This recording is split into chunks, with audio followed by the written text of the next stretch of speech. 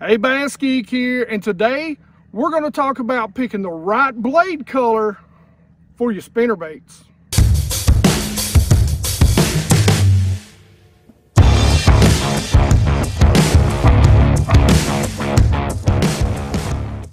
So before we get started, we're really not going to talk about blade types, okay?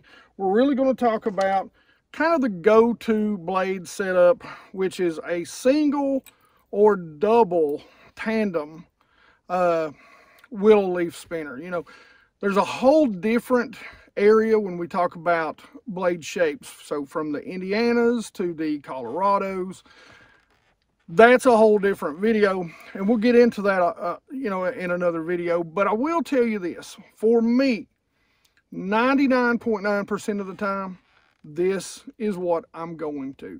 It's going to be a double or single willow leaf configuration. Now, I do like, and I am a big fan of multiple willow leaf, so 3, even 4 blades when it's a little dirtier water and they're really chasing those smaller shad. But again, that's a whole nother video.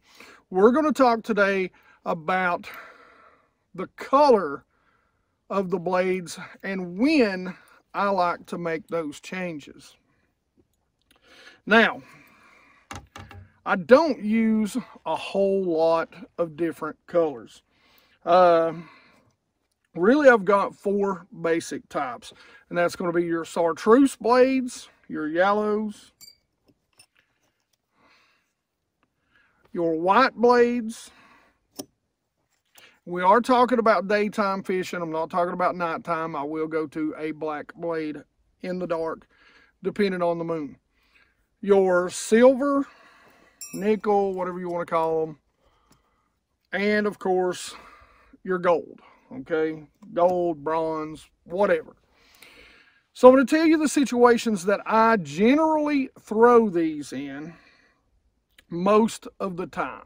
Okay? Probably starting out with the least is this right here. Now, I will throw this around smallmouth, and that's pretty much it. When I am targeting smallmouth, I will throw this in. I will also throw it only when it's kind of a day like today, a heavy overcast, very low sky, and I even prefer when the smallmouth are up shallow. This to me is a bedding low sky bass color.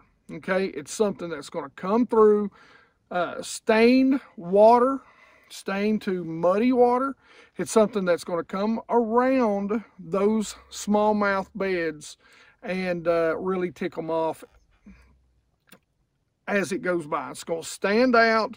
As you know, they hate that color.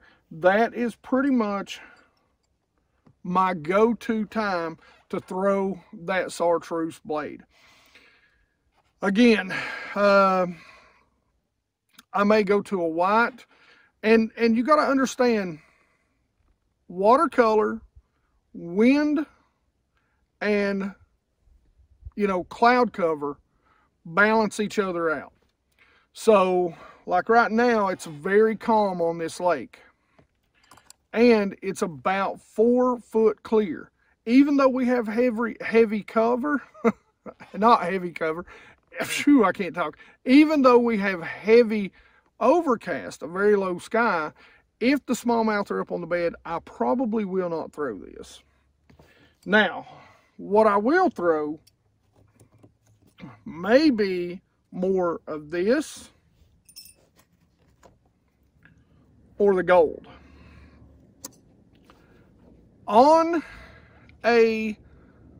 the reason why, and I may even tinker with this a little bit on a day like today, but I'm going to really prefer it to be one or 2 things. It's going to be this kind of overcast feel, very, very low sky. I'm going to have water that is 1 foot to 1.5 foot, preferably 1 foot, right around 1 foot is when I'm going to pick these up. Or I'm going to have some pretty decent chop. So something that's going to really break up that to where as I'm reeling it, I'm not going to see it 1 foot to 1.5 feet under the water or less, okay? Again, smallmouth on the bed sometimes, you know, I always say there's exceptions to every rule, and sometimes they're just going to destroy this. And a lot of times what you can do with those smallmouth is if you're throwing these or the gold, what you can actually do is if they're swatting at it and they're not taking it, that's when you change up. That's when you change up. If they're getting the trailer, that's when you change up. And you'll also find out, unless I'm around smallmouth or super dirty water, 1 foot or less, white. I'm going to throw some version of a white spinnerbait, 99.9% of the time. Now, there can be some highlights in it, very light. Like if you look at this spinnerbait, it actually has a slight gray and purple to it. Now, this is a spot sticker. And that purple is a good color for smallmouth too. But again, when it's super overcast, that purple's not going to stand out as much. It's going to give it a little bit of flash, but it's not going to be anything, you know, really crazy. So that's where I'm going to use my yellow blades or my chartreuse blades. Now, these two, for me, in a lot of situations, are interchangeable. There's going to be 2 situations I'm going to pay very close attention to when it comes to these 2 colors, white and gold. Let me do that, white and gold. Anyway, and the difference is going to be when they're definitely chasing shad, when they're chasing panfish, gills, whatever. Low skies, okay? Again, this is going to be the key, and it's just like these. 2 to 3 foot visibility, probably going to be one of these 2 colors. Because 90% of the time I'm throwing a spinnerbait around cover. Now, you can go down open bank, you know, if they're sitting in rock, they're going to be, and when I say open cover, you know, open cover doesn't just mean a rock bank. A rock bank can be both structure and cover. If there's big gaps between it where those fish can hide, that's also cover. So, all that being said, these are my low sky blades, okay? If they're definitely chasing shad, we've got low sky and we've got a little bit of, just a tiniest bit of ripple, 1.5 foot to 3 foot right here. If by chance there's a lot of bluegills, baby bluegills, it's overcast and you know they're up there shallow, I'm going with gold. Now, I'll also tell you this, most of the time, unless I just know they're actually feeding on shad up shallow, I'll go with this color. Even on low cloud, even if I think they may just be hanging out in the trees, this color is my go-to on a cloudy day. And the reason why is because this color on a day like today with a very low sky is going to give you more flash than this color. So when we were on Norris, the first day of practice, you know, I was talking to a bunch of guys, they were throwing spinnerbaits, probably a lot better spinnerbait guys than me, which I've been throwing a spinnerbait for a very long time, and I do love it. I just fish a lot of clear water, so I don't do as much of it as I used to. But it was a very low cloudy sky, a lot of rain that day too. If you guys go back and watch that video, I got poured on.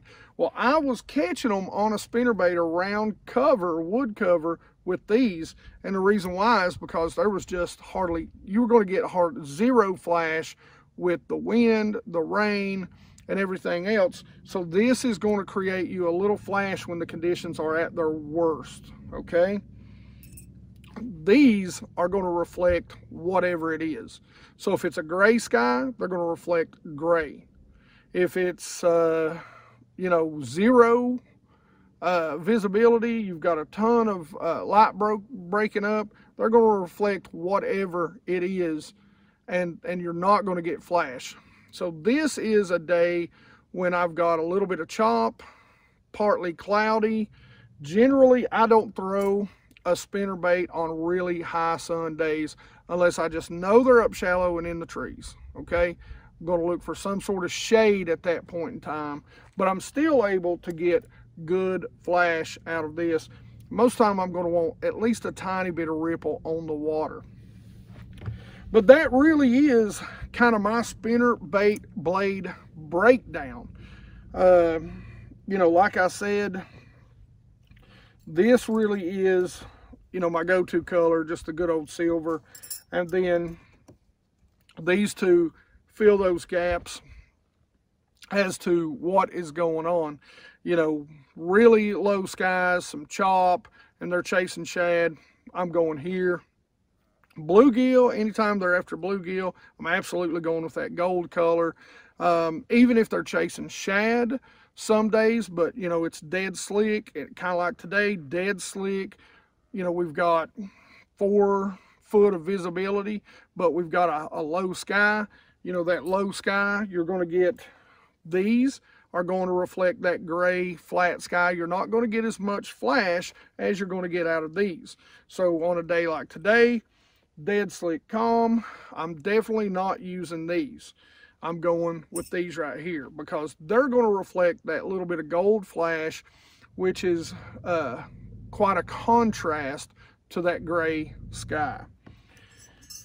All right, guys, I hope you got all that. I hope that's going to help you be a better spinnerbait angler.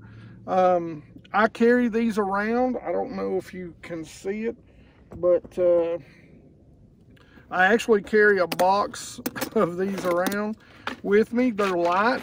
You can put them in a much smaller box, but I like to keep me some skirt material in here too, so that I can, you know, maybe change it up.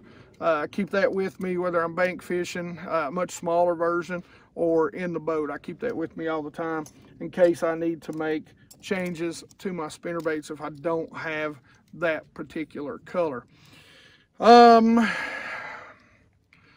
If you guys have questions about this sort of technique and about this deal, like I said, 90% of the time I'm using some version of a white spinnerbait. I'm not really throwing that with a lot of chartreuse in it unless I'm around. I know I'm fishing for smallmouth.